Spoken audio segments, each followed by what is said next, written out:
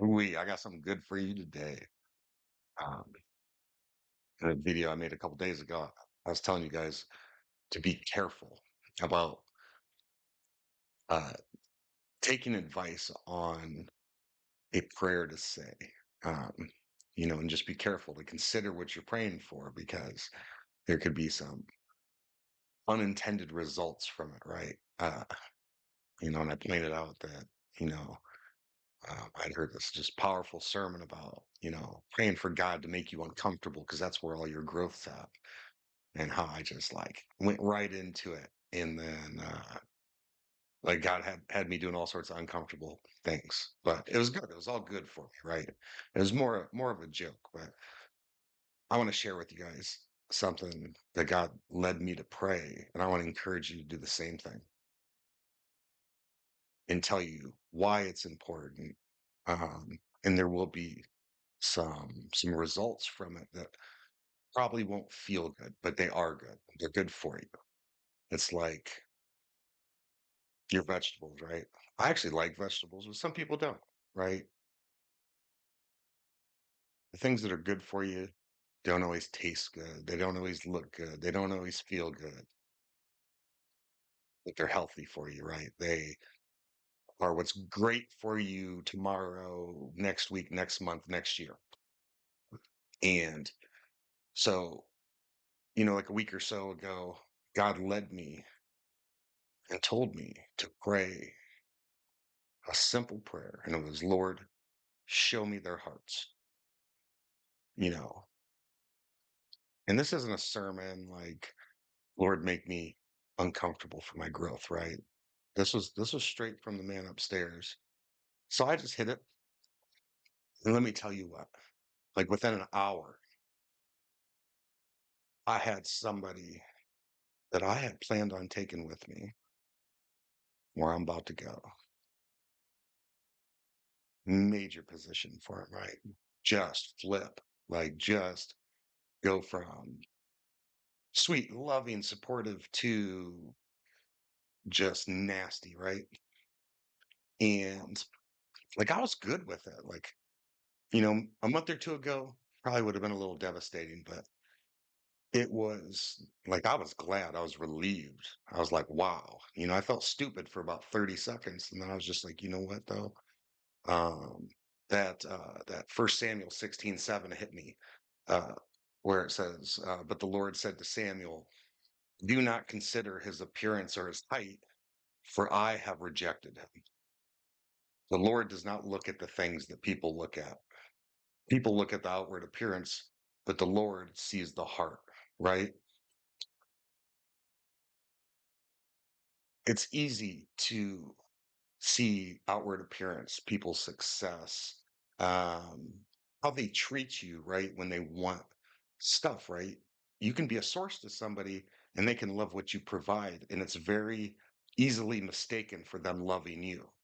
So, um, a few days after that, I had a brother come to me and tell me that, like, another person that I had a very high position for in my life, and like this thing that I'm stepping into had been telling like some vicious lies about me, right? Like, I don't know if he felt threatened. I don't know what his deal is. Honestly, I really don't care.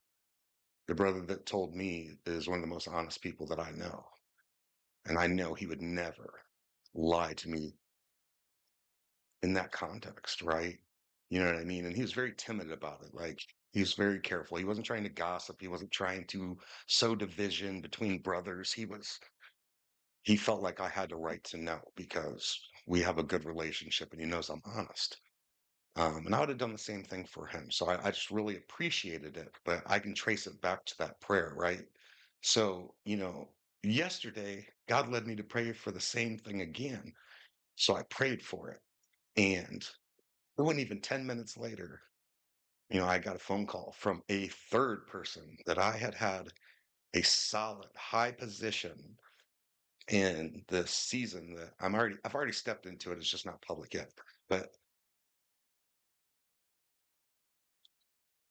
he uh was almost like a monitoring spirit. A lot of questions that weren't normally asked. You know what I mean? It had an air of criticism to it, and where people, uh-huh, oh, okay, okay, okay. Oh, I gotta go.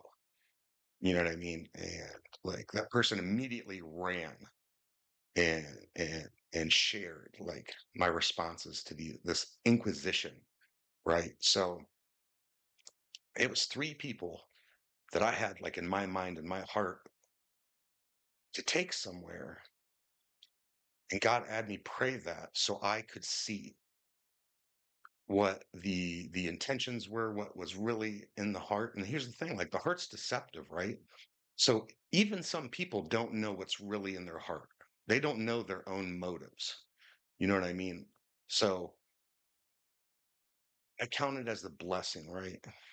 And when you pray this, like it's not going to be people that you think, trust me. It is going to be the opposite.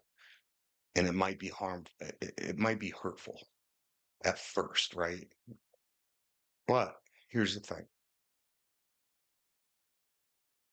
God's got to trust you with what he gives you. And we really are the sum of the people that we spend the most time with. Okay. So I'm going to run you through some scriptures that, and these are just a few examples, okay, of why God removes people from our life or exposes them to us, right? Because that's what it was. God wanted to expose some people so that way they can't feed off of something that he gave me to bless others, right? And, unfortunately, like we live in a world and there's a lot of people that their ambition, right, gets in their way of them being servants.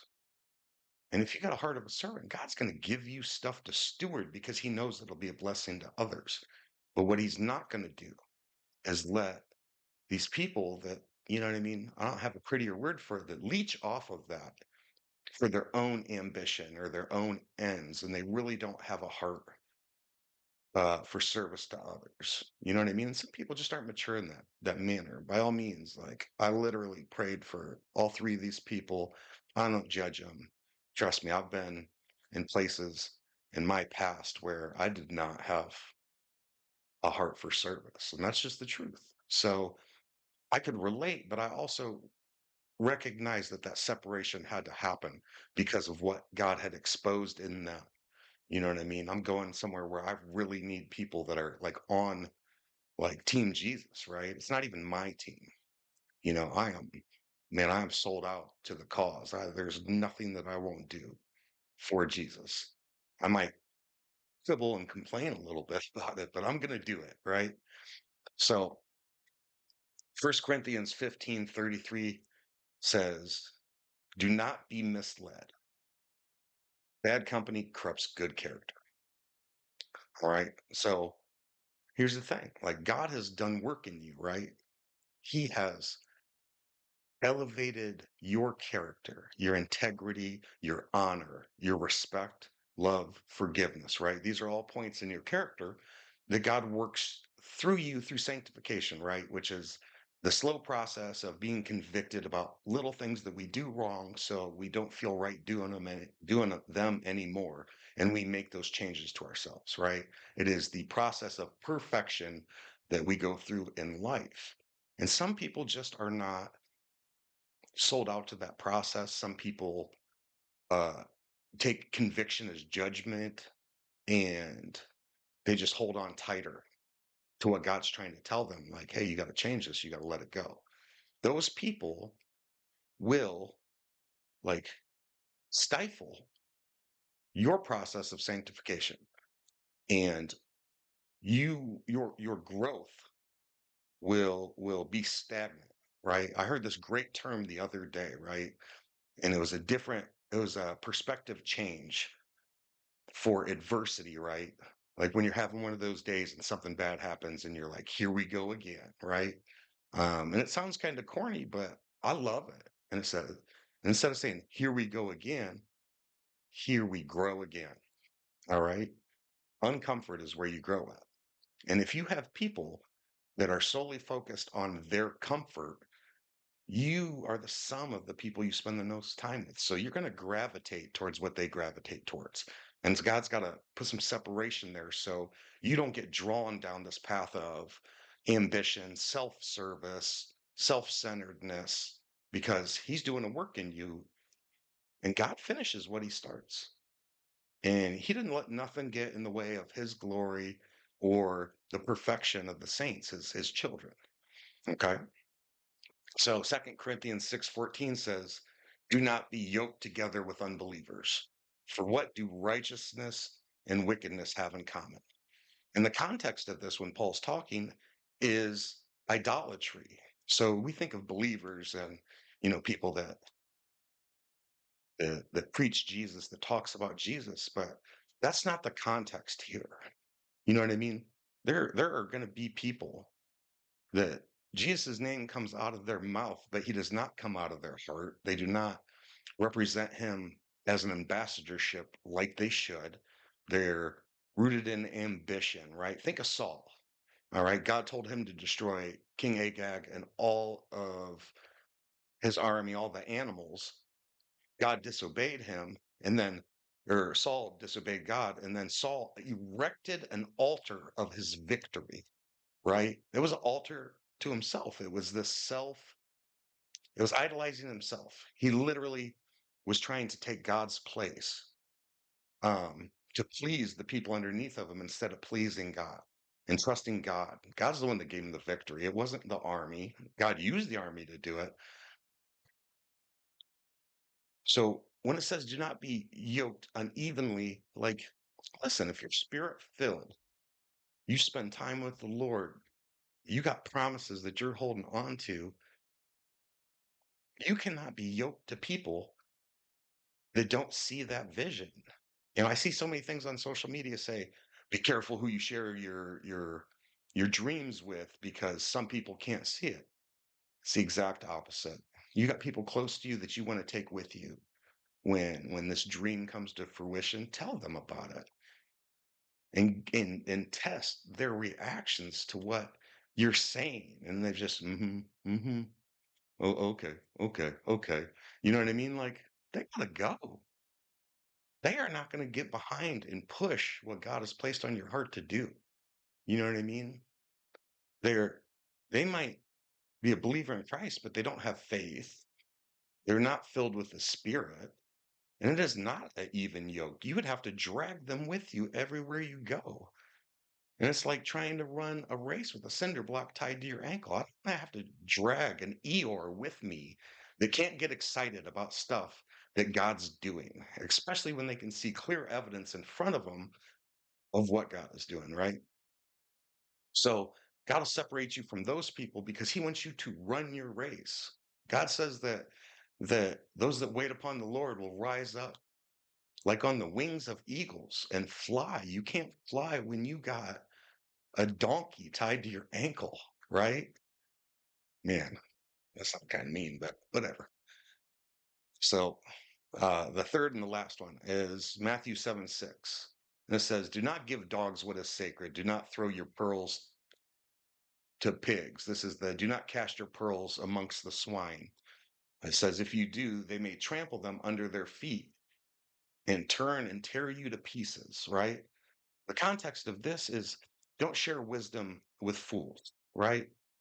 When people, you know, I've been scoffed at for having like a good vocabulary, right? Like that's something, ooh, you have eloquent words. Like, I'm sorry that I read books, but I know not to cast my pearls amongst those swine. And that's just one example, but it's broader than that, right? And this goes back to the dreams. Like, you know, as soon as somebody tramples over something good that you share with them, whether it's wisdom, whether it's a vocabulary, whether it is a God given dream, and, they huff, puff, scoff, whatever it is, jealousy, whatever it is, stop giving them to them. Cut them off. Let them go. That's step two here after you say, Lord, show me their hearts. When he shows it to you, mourn it for a minute. Feel stupid if you have to for trusting somebody and thinking you knew their heart. But take that revelation. It's a blessing. It is for your future. It is for a better tomorrow. And you can love them. You can pray that with them. You can even fellowship with them, but don't yoke yourself to them. Don't take what God gives you, these pearls, all right? Whatever it is, blessings, wisdom, authority, position, a place in politics, whatever it is, and cast it among these these pigs that are going to trample it. They don't Some people are so ambitious that when you do good, they are upset. Anytime you have good news and you give it to somebody and they don't celebrate with you, those are not your people. I don't care what church they go to. I don't care how rah, rah, rah they get in praise and worship. I don't care what show they put on. Like, this is Team Jesus. And I tell you what, like, if you're doing something in ministry for Jesus, I will get behind you and push you. I don't care. I don't care if I'm above you, below you, in other people's eyes, not mine. You know what I mean? You need to have those people, right? Those people are, it doesn't matter. A broom fits their hand, right? Like they'll clean the toilet at the church if they see it dirty. They don't have to be told to. They're not too good for it. We're all servants, right? And if you got that servant's heart, God's going to give you a dream. He's going to lead you to pray for it. He's going to walk you through a season of preparation. And then, before you get it, He is going to remove people from your life. Psalms 23 says, He maketh me lie down in green pastures. Think about that. He makes you, right? He's got to get these ravaging bulls out of your pasture so you can rest in peace in what God has given you. So, yes, is there going to be some results that you don't like from this prayer? Absolutely. Say it anyways. Say, Lord, show me their hearts. All right. That is it. And on a brighter note, I got to see the hearts of two people that I had had a position for, but they just got a much better one. So it wasn't all bad. It wasn't just that he showed me the people not to take with me. He just showed me the people that really, really supported like this vision, this initiative, this thing that I'm stepping into, and that they just truly love me. They love God, and they will get out and push, right? So I encourage you, say that prayer today, all right? And expect results immediately. I got it immediately. And then have peace with it. Because remember, I didn't get preparation for what I prayed for. You just got prepared. Expect it, move on from it, and just know you're one step closer to what God has for you, right? That's one box checked off the list. Now you don't have to worry about that happening later, and you can start looking around you and trusting people that you got. So I love you guys. I sincerely, sincerely hope this helps somebody.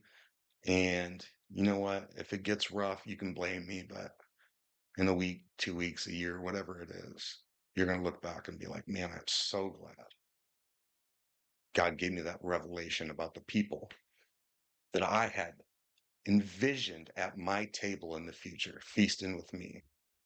Some of those people that you got planned are the people that sit at that table that God says He's going to prepare you amongst your enemies, right? And they're on the other side of the table. They're not on your side eating with you. So I love you guys. As always, stay blessed, and I'll see you next time.